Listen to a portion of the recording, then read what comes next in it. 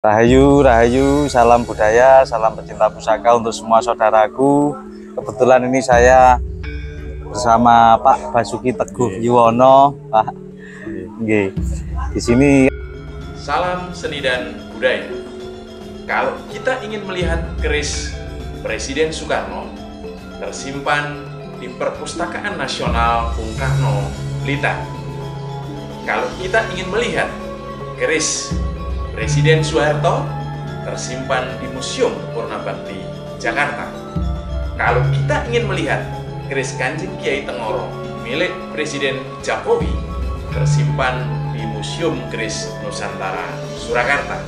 Nah, kalau mau melihat keris Bapak Prabowo Subianto, koleksi Patrisson Library akan dipamerkan dalam HUT Bayangkara ke-78 di Mako Polres Sumeneb bersama ratusan keris tokoh-tokoh Madura dan insan perkerisan Indonesia. Tanggal 13 sampai 16 Juni tahun 2024. Kita saksikan bersama keindahan mahakarya keris Indonesia. Terima kasih.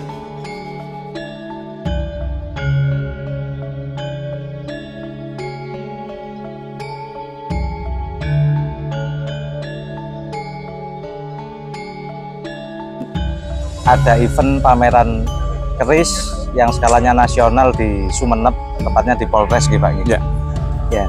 Kemarin saya juga sempat lihat-lihat dari Bapak itu untuk mempromosikan ini ada pusaka-pusakanya Pak Prabowo Subianto yang dipamerkan, ada Pak Fadlison. Iya. Nah, juga ini dari yang mengadakan dari SNKI ya Pak ya. Iya. SNKI, Kerjasama Pak, dengan beliau-beliau. Kerjasamanya dengan beliau-beliau.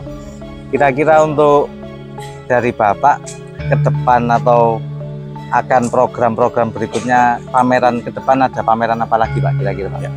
Jadi begini Mas, kalau di SNKI itu kan suatu program kegiatan perkerisan itu kan beragam ya, baik itu berupa pameran, pengembangan sertifikasi profesi, kemudian penataan sistem berorganisasi, kemudian legal formal anggota-anggota paguyuban, ataupun juga konsep-konsep edukasi, Keris Go to School, Keris Go to Campus, itu juga menjadi program-program yang ada.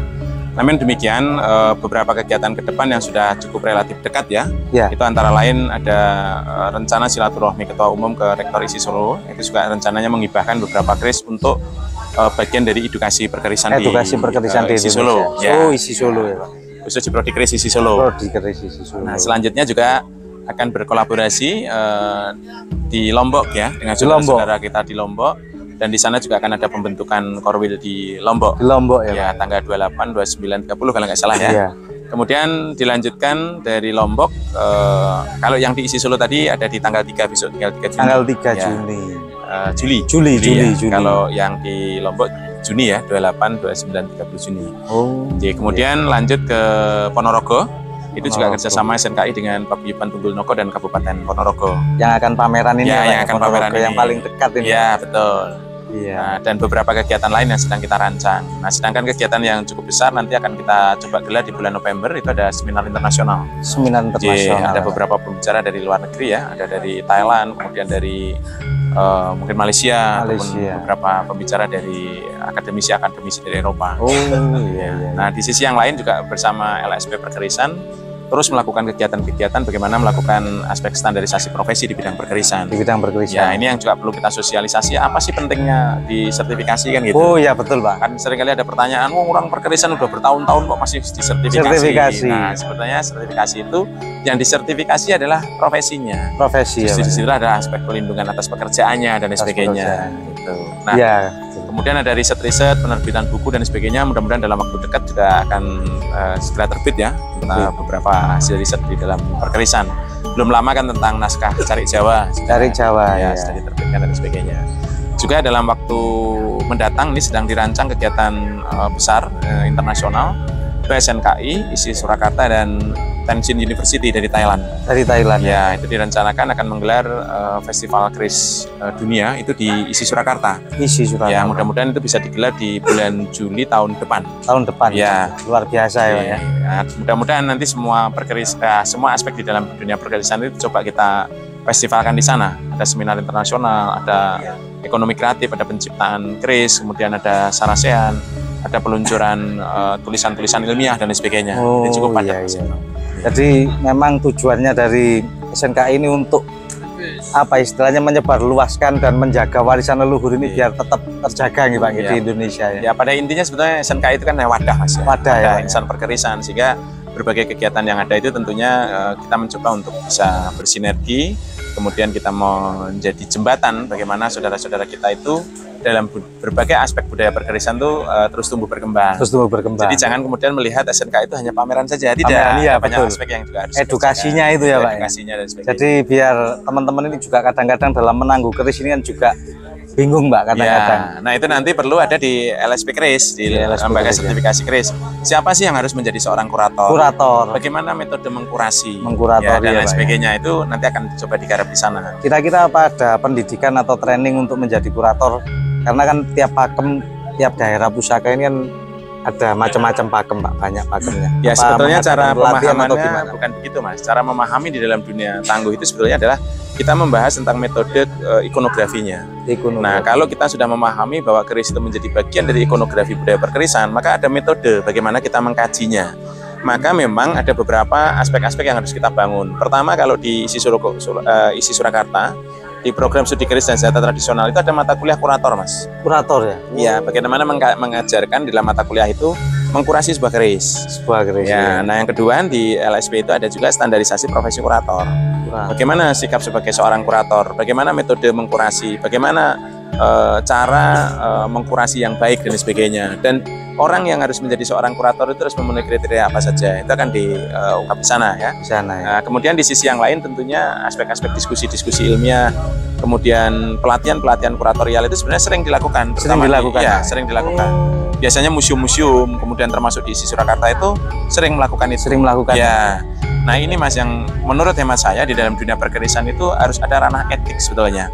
Bagaimana kode etik ini harus kita bangun sehingga mereka akan memiliki profesionalisme atau core kompetensi sesuai bidangnya. Yang seorang kurator yang mumpuni mendalami ilmu kuratornya, yang di bursa mendalami ilmu pebursaannya, manajemen pemasarannya, yang di penciptaan akan mendalami core kompetensi di penciptaannya dan sebagainya. Nah, harapannya dengan pola itulah nanti irama dan pengembangan budaya perkerisan itu tidak terjadi tumpang tindih.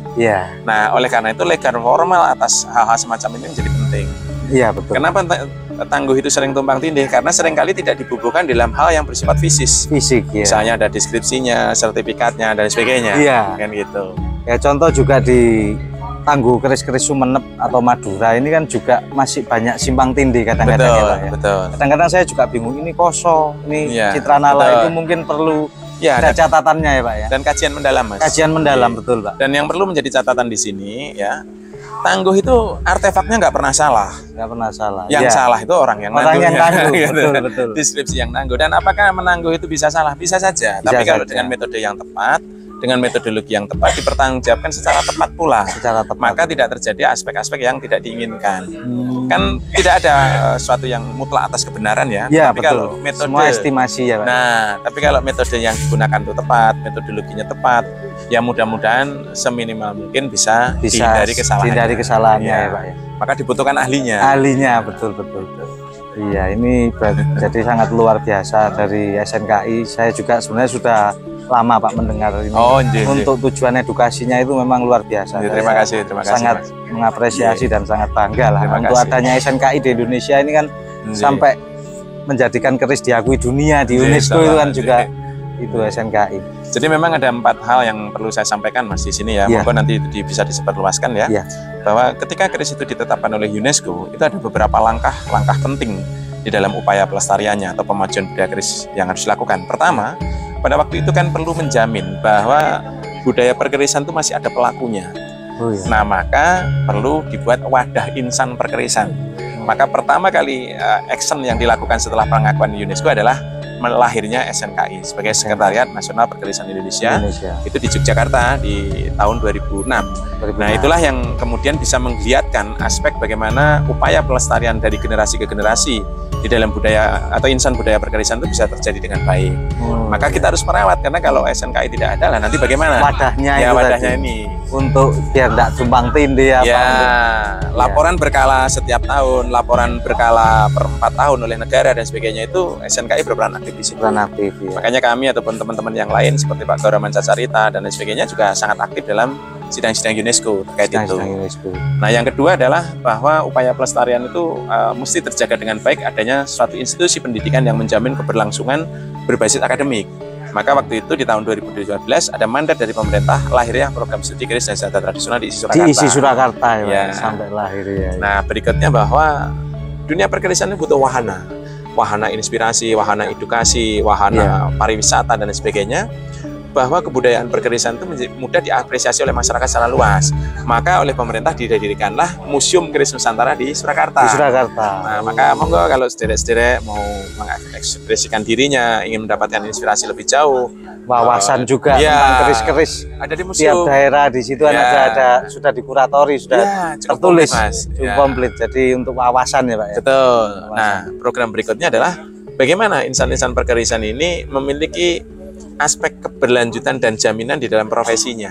Oh, Nah, itulah kemudian dibentuk LSP Perkerisan, Lembaga Sertifikasi Perkerisan. perkerisan. Nah, itu digawangi pada waktu itu disupport oleh Kemendikbud lahirnya KKNI dan RSKN Perkerisan. Nah, di sana ada 29 skema bahwa budaya perkerisan itu ada 3 prinsip dasar, yaitu penciptaan, konservasi, dan kuratorial. Kuratorial. Maka kalau penciptaan itu nanti ada penciptaan bilah, pendidikan rangka dan sebagainya. Jenjang tertingginya itu setara S2, Mas. Kita coba Jenjang garap. tertingginya. Ya, demikian juga di dalam konteks konservasi, demikian juga di dalam konteks ilmu tangguh atau kuratorial. Kuratorial. Ya, itu. Luar biasa berarti Pak. Jadi kalau ini sebenarnya rancangan sistem yang dibangun di dalam ranah SNK ini bagaimana tata kelola, Mas. Tata kelola Di dalam insan perkerisan itu dari hari ke hari semakin tertata dengan baik. tertatakan baik, luar biasa. Kalau enggak gini ya enggak ada wadahnya nanti ya bisa bahaya.